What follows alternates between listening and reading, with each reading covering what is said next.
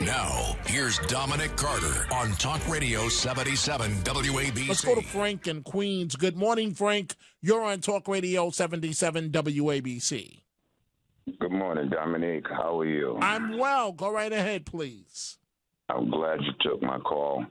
And I want to address a few things. First, I want to ask a question. Okay, Frank, you got to move a little faster. We have a lot of calls. Go right ahead. All right.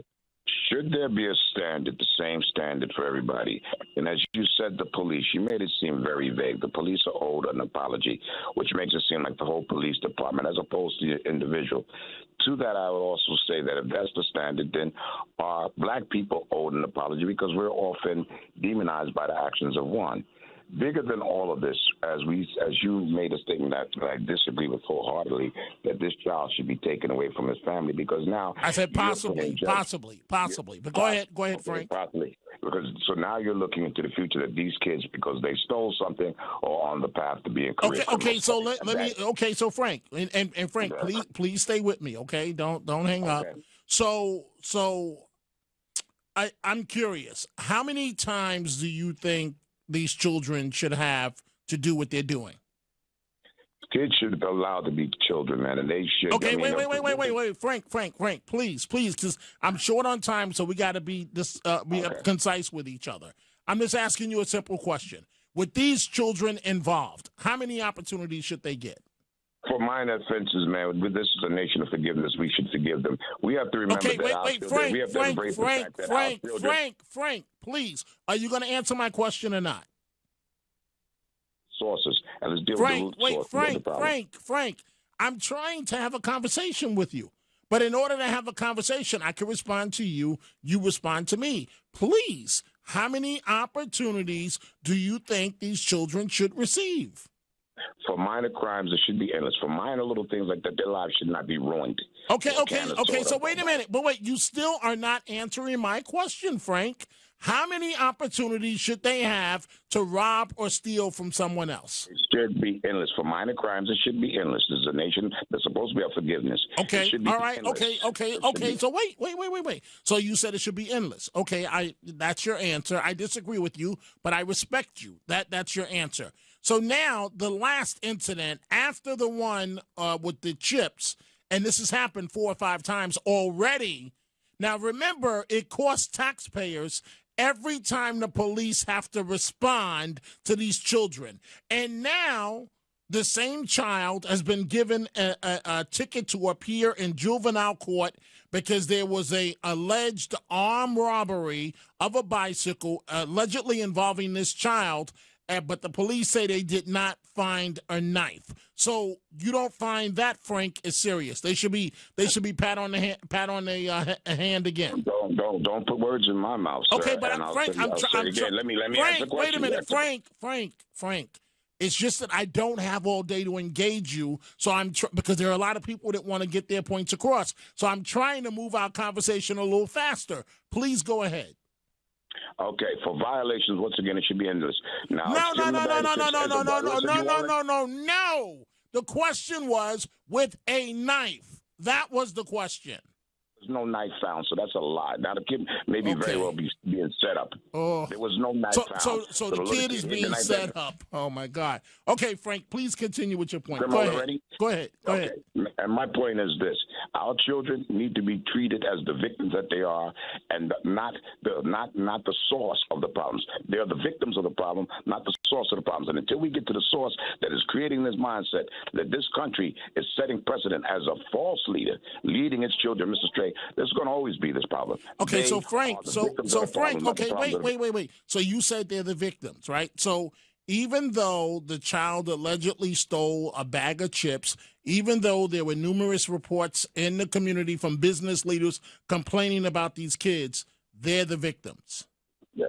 Well, these kids just fell out the sky. No, these kids inherited this world on fire. They are the victims of the problem. And until we get to the root source of the problems, it's going to always be this. So what's following the lead of this country. So Frank, wait. Well, listen. So what's the root cause? You said the country, Frank. This country is a bunch of thieves. The country. The problem. And this country is following, these children are following the leads of this country and its leaders and its politicians. So it doesn't have anything to do with discipline in the home. Well, you could look at all the statistics. Those who have been disciplined and beaten in the home, that's why corporal punishment, the Eighth Amendment has banned it, because those who have been beaten and chastised like that, they turn out to be worse. This is supposed to be a Christian nation of forgiveness, but never do you see any forgiveness for any of these young black children. Mm-hmm. Okay, well, Frank, I want you to hold on. I have a call here from Jacqueline in Brooklyn, and she wants to comment on what you're saying. I have no idea what Jacqueline wants to say, but just hold on for a second, please. And I'm now going to go to Jacqueline's call. Good morning, Jacqueline. You've been listening to Frank. What do you think? Yes, good morning, Dominic, and good morning to you as well, Frank. I understand, Frank, your perspective and saying that it's a Christian nation and forgiveness, we're a nation that should forgive. However, I've been listening to Dominic talking about this for the past several evenings, and originally I felt that this was just an 8-year-old child. A lot of 8-year-olds are not capable of even tying their own shoelaces or wiping their own behind. But now Dominic brought out some additional information. There has got to be something going on in this child's world. He could have some emotional problems. There could be a learned behavior, whether it's from someone in the neighborhood, someone around him, someone that he's in contact with, and possibly, if there's gang activity, they're now turning an 8-year-old child that used to be innocent into an armed thief. Jacqueline, I agree with you. Frank, what's your response? And I'm glad. I noticed that you've given Jacqueline a long time of interrupting. Wait. Frank. You have been on for several minutes. I don't understand. No, Frank. I'll respond in 30 seconds. Frank, calm down. I don't want to cut you off. I really don't.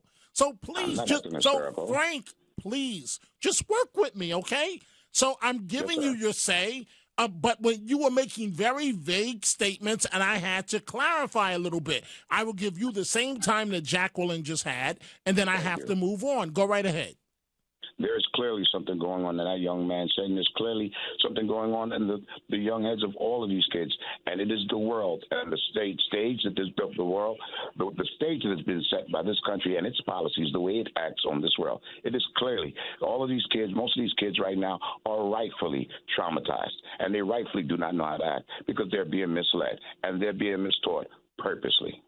And their parents don't have anything to do with it, Frank. Their parents have been mistaught and misled too, and their parents have a lot to do with it. But the parents are not the only ones to blame. The parents, society, and this country is also to blame. Okay. This criminal justice system, the politicians are to blame. There's a lot of blame to go around. Okay. To be placed in many places. Well, Frank, I thank you for the call. Jacqueline, you have the final word on this. Okay, I'd like to ask you a follow-up question, Frank. Well, is Frank still with us, or is Frank gone? Okay, quickly, please, because I have to move on to the other callers. Go right ahead, Jacqueline. Why is not every single child behaving the way this child is? Well, it's a simple answer. Why isn't every police fighting for freedom and justice? Why isn't every police uphold it? I mean, come on. These people react differently.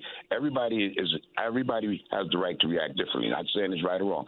People react differently. You can have the same children growing up in a household. One becomes a doctor. One becomes a criminal. It has a lot to do with one's own. It has a lot to do with one's own interpersonal makeup and genetics.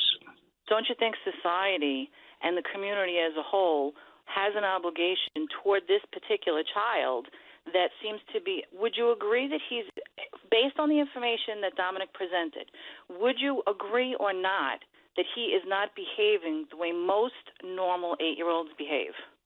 Most normal 8-year-olds get in trouble and steal things. That's not a correct statement. Most they just call it, let boys be boys. Kids of all ages do a lot of different things. They have to learn. Yes, this little boy needs help. He needs help. He needs help. He does not need to be ostracized. He does not need to be demonized. His life does not need to be ruined.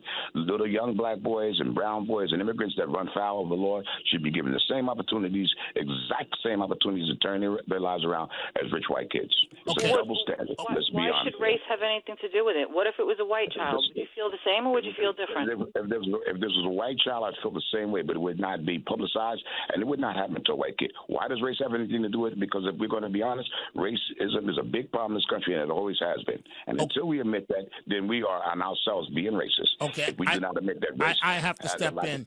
Thank you, Frank, for the call. Thank you, Jacqueline, for the call. Before I take a break, let's go to Al in Manhattan. Good morning, Al. What's on your mind?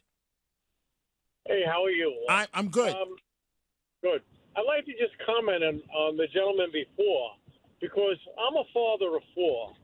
I'm a white man, but I never considered myself a white father. I'm just a father. And I was listening to the lady talk about some 8-year-olds can't wipe their behinds and they don't know how to tie their shoelaces. Well, I'm sure that's the case. But in my family, that's not the case. In my family, I stood there. I wasn't an absentee father. I own a couple of businesses, and I work at nighttime. But I make sure that I take care of my children because I'm accountable. See, that's the word that's missing here, accountability. People forget about that. It's easy to point the finger and say, yeah, you're a racist. But I'll tell you what, that's not the truth. The truth of the matter is, be accountable. That gentleman, Frank, is part of the problem because I can hear the way he's talking, and Frank is saying, well, these kids were born into a hell with fire, and they're living in a fire, or whatever he said. But if there's a fire and you see it, and you're an accountable person, throw some water on it. Fix it. Don't go blaming people. Fix it. That's all I can say. Well, that's Al, what I did, and my kids turned out great. Al, I agree with you, and thank you for the call. Folks, I've got to take a break. I'm late on the commercial break here. I just want to point out an email I just received from one of the listeners of the program, Tanya Covington, an African-American woman, and she says people like Frank are constantly justifying criminal action. Crime will continue to rise until someone takes action. Unfortunately, it will be a Bernard Goetz situation. I consistently say, and I say this unbiased and objectively, and I covered him as a hard-nosed reporter. Ask him if you don't believe me. But Rudy Giuliani was one of the best things ever to happen to New York City. I didn't see it at the time when he was mayor. We would go toe-to-toe almost each and every day at every one of his press conferences. But I am telling you, with 10 years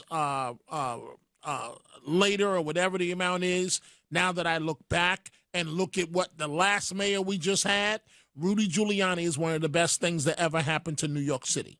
Period. Hands down.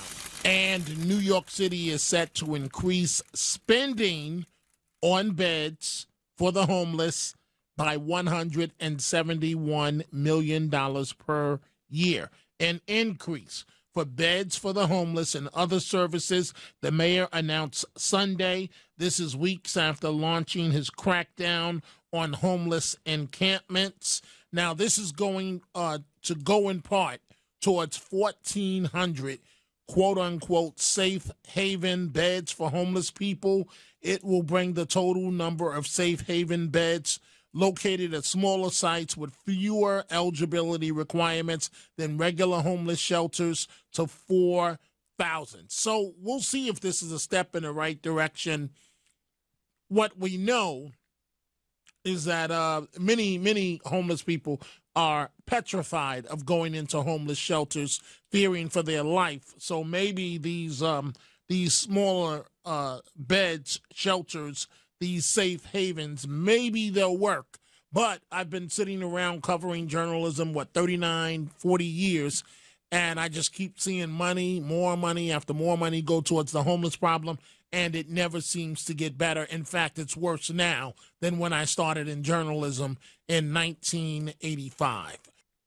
And it's no fun appearing in family court. When I was a little boy, I had to appear in family court, and I was scared to death. But my case was different because I had to reveal to a judge awful things that had happened to me as a little boy. And I didn't want custody to be returned to my mother.